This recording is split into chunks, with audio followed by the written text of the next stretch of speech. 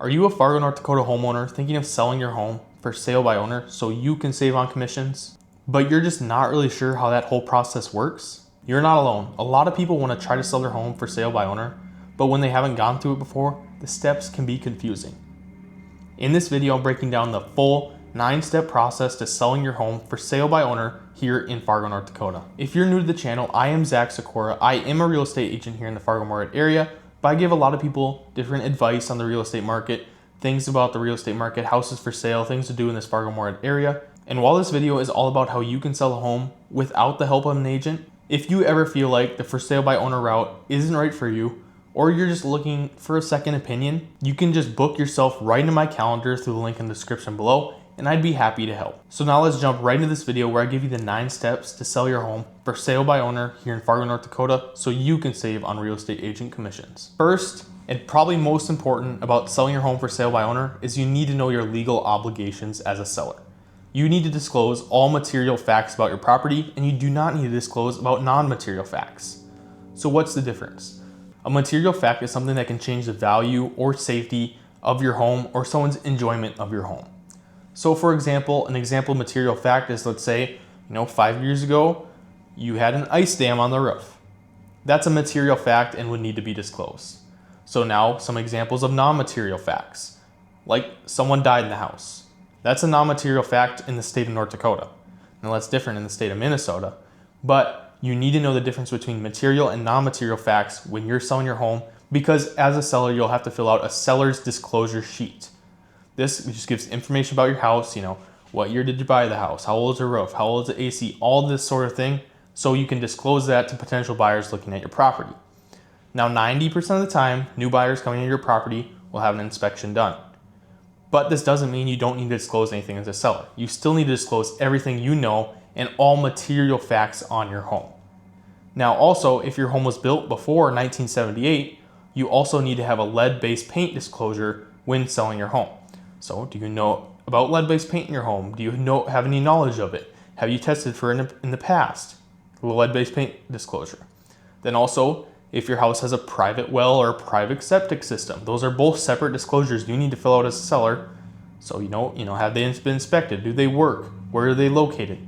These are all things that need to be filled out by you as a seller before you even list your home for sale, to make sure you do everything legally and the right way. Because the thing is, over 90% of the legal disputes in real estate here in the state of North Dakota are over property disclosure forms. So they just need to be filled out by you as a seller to the best of your ability.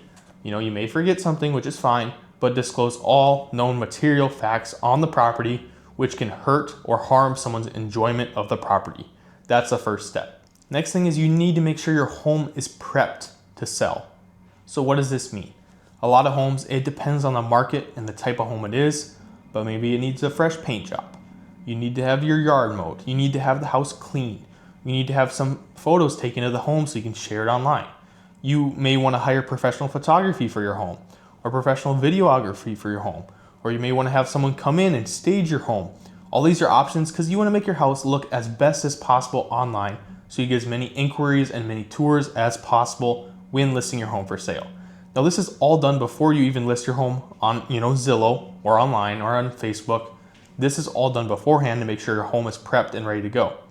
Now, another thing with this too is, it's spring, almost summer right now. You want to have your lawn mowed.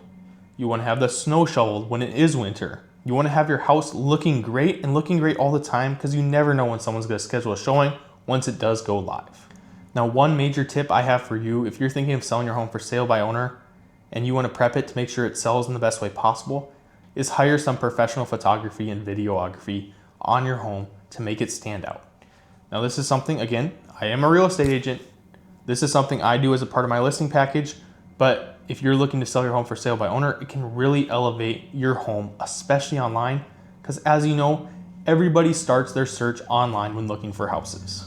The next thing you need to do to sell your home for sale by owner, and this is the third step, is you need to know your cost with selling and why you're selling, and make sure your goals align with what you're doing. Now, you are going to save on real estate commissions if you sell your home, but those aren't the only costs associated with selling your home. You also have the mortgage payoff, abstract extension, title fees, mortgage satisfaction fees, inspection items, closing costs. All these are factors that come in when selling your home that don't include commission. Not including the fact that likely buyers are going to be working with a buyer's agent. So they may ask you to pay some commission for the buyer's agent, even though you're not paying a listing agent. So these are all things that are going to come with selling your home. So you need to make sure, okay, do I have my next place set up? Okay, I'm going to move to Fargo from Moorhead. I'm going to sell my home in Moorhead for sale by owner. Are you under contract on your home in Fargo? Are you to have somewhere to move after you sell your home? You need to keep all these things in mind when selling your home for sale by owner. So you know your goals, you know why you're selling, and you know this process can be made smooth and efficient for you as a seller. The next thing that ties right into this too is to price your home correctly. Now this is where people make most of the biggest mistakes when listing their home for sale. They think their house is worth way more, they think it's worth way less than what it's actually worth when selling your home. Now how do you price a home? You do not want to look online at those average estimate of values that you'll see if you just type your address in. That's not what you're going to get the value of your home for. You need to do a competitive market analysis for your home. Now, what is a competitive market analysis? This is where you take your house that you're going to sell, you look at it, okay, 3 bedrooms, 2 baths, 2,000 square feet, whatever it is. And you want to go in the neighborhood and look at houses that have recently sold or are pending in the last 6 months. So you want to take all those comparables, you got to get a list of the comparables and adjust them based on your current home. So maybe one of the comparables, it only has 2 bedrooms, not 3 bedrooms. So you want to add money for that bedroom.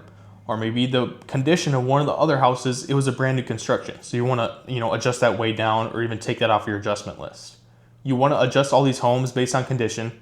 This can kind of give you a range of numbers of what you can expect to get for your home at market value. Now you want to make sure you list at market value, because if you don't, your house is going to sit on the market.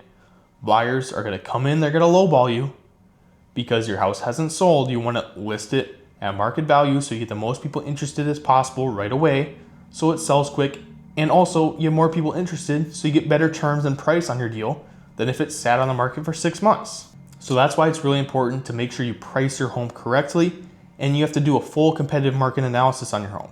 Don't just trust those estimates on the line, because how those estimates, they're taken, they'll take any house that's sold even relatively near to your house and compare it. So even if your house is a twin home that is a bi-level, they may take single family homes that are a rambler to compare it to your home to kind of get that estimated value doing the same kind of formula. But that doesn't work because a twin home that's a bi-level is really different than a home that's just a rambler. So you need to do your own competitive market analysis to make sure you do a deep dive, because if you don't, you could end up leaving thousands of dollars on the table when selling your home if you price it low, and even if you price it high, because you're going to lose your negotiating power as a seller. So you need to make sure you price your home correctly by doing a competitive market analysis on your home. So now you got those first 3 steps done. Your home is prepped. You got photos ready. You got your disclosures ready. You got your house priced at an accurate market value amount to get the most people interested. Now what? This is where you post it everywhere. Post it on Facebook, post it on Craigslist, post it on Zillow, post it online, post it on the MLS if you want to pay those MLS fees. Some companies will put your house on the MLS for a small fee of $500 to $1,000. Then it's just there on the MLS. If you don't know what the MLS is, it's how real estate agents search for homes. And this is where, Zillow, realtor.com, all those websites, they pull from the MLS systems. So you want your home to be on the MLS. So you want to have those companies, put it on there. It's going to be a small fee, $500 to $1,000 or whatever it is, to make sure you get your home sold and get the most eyes on your home possible. Then of course at this time too, you want to, put your sign out in the yard. Get some directional signs or some arrow signs. Write a good description of your property. Make sure you organize your photos in a good and clean way. Write a description that's appealing. Have people reach out for a tour. Put your contact information somewhere where it's easy to see and easy for people to see it. Yes, you're going to have agents call you. Yes, you're also going to have buyers call you. You need to also be available to answer the phone when you do post it, because you want to be able to handle all those showings and those inquiries on your house in the best way possible, because you want to get the most eyes and the most people in your property possible, because one of those showings, they're going to write an offer on your property. So you want to also be flexible for that. You want to not have it blocked off for 8 hours a day while you're at home. You want to be flexible on weekends. Maybe you can host an open house as a for sale by owner when selling your home. I sold my first ever house at an open house. So they can be a great way to get buyers in, get eyes on your property that people may not have seen it before, or maybe they don't like to look online, that sort of thing. Have good online exposure and marketing. That's what you need to do to get your home sold. Then once you have all that marketing, when those inquiries come in, you want to handle them the best way possible and negotiate the best way possible. Get those showings in, be flexible, and then negotiate with those offers. And the sixth step, which is you need to learn to negotiate and how to read a purchase agreement. Just because someone offers, $300,000 on a $300,000 house does not mean it's a full price offer. You also need to factor in all the other stuff that they wrote into the offer. Are they taxes pay off, concessions, seller paid closing costs, commissions. There's a ton of different things that can be hidden in the offer to make it seem like a really good offer, but it's really not a good offer. So you need to learn how to read the purchase agreement, and you got to know the different contingencies that are going to happen. Things like knowing the difference between appraisal on a VA loan versus conventional loan versus a USDA loan. Things like knowing the difference between someone who can waive an appraisal and someone paying cash. Know the difference between what an appraisal is and what an inspection is, what a pass-fail inspection is. You need to know all these different things when reading purchase agreements so you can determine which is the best way for you to move forward as a seller to get you the best negotiating stance and the best power possible. And you don't need to panic over lowball offers either. You can always counter, because this is what's going to happen. Just being straight up, people are going to see it's a for sale by owner. They're going to try to offer low right away. It's going to happen. It's inevitable. So what can you do as a seller? Just remain calm. Just counter them back at where you want to be at. It's that simple. You don't need to make a big fuss about it or big deal about it. Just counter them back, and if they say no, just move on. They weren't a serious buyer. So you want to keep the serious buyers looking at your home, buyers that are pre-approved, and you want to have agents bring buyers to your home too. So offer to pay commission to a buyer's agent. You'll still save on the listing agent side, but that can be what gets your home sold, because 95% of people are working with a real estate agent when they buy a house. So if you don't market to those people or you don't appeal to those people, are you just going to cut out 95% of your buyer pool when you're selling your home? You can. You're not going to sell it for the best price and terms possible. So just keep that in mind when selling your home and negotiating offers on your home. So the next step number 7, once you're under contract on your home, the negotiation doesn't stop. There's 3 different points of negotiation in every real estate deal. You've already got through the first one. That's just the first one, which is the initial offer, counter offers, whatever, before you get actually under contract. So let's say you get through this first step, you're under contract. Your earnest money was deposited from the buyers, whether it's probably likely going to be at a buyer's broker or in trust funds at a title company is where those are going to be held. But earnest money is deposited and you guys are under contract. Now likely those buyers are going to want to do an inspection. So you'll negotiate through the inspection. If they find some major issues, they might ask you to fix something or ask you to check something or whatever it is. That's the second point of negotiation, which is the inspection. Then the third point of negotiation, which is the appraisal. This is where someone comes into the property to determine the value, to make sure pretty much that the bank isn't giving a loan for more than the property is actually worth. So this happens, if the value is good, there's no problems or no issues or whatever, then the home's good, you're clear to close and you're ready to roll. This is where you want to make sure you have everything scheduled with a title company here in the area to have all the paperwork done, or a real estate attorney in the area to make sure all the paperwork is done right. You can transfer over the property correctly. And then you just go to closing and you close on your home. That's the last step. You sign all the documents to sign the buyers over, the keys, and you get paid. But you still have to pay some money in fees, even though you don't have to pay your listing agent commission. You may have to pay the buyer's agent commission. You will have to pay abstract fees, title fees, mortgage payoff, title insurance, all these sort of fees. You will have to pay those as a seller, but you won't have to pay that listing agent commission, which can save you a lot of money when selling your home for sale by owner. Now, if you're selling your home for sale by owner, you want to get some more options, or maybe it's just not working for you, you can reach out to me. I'm Zach Sykora. I'm a real estate agent here in the Fargo-Moorhead area, and I've helped out a lot of for sale by owners who just didn't have the time, they didn't have the energy, or they didn't want to deal with all the stress with selling a home.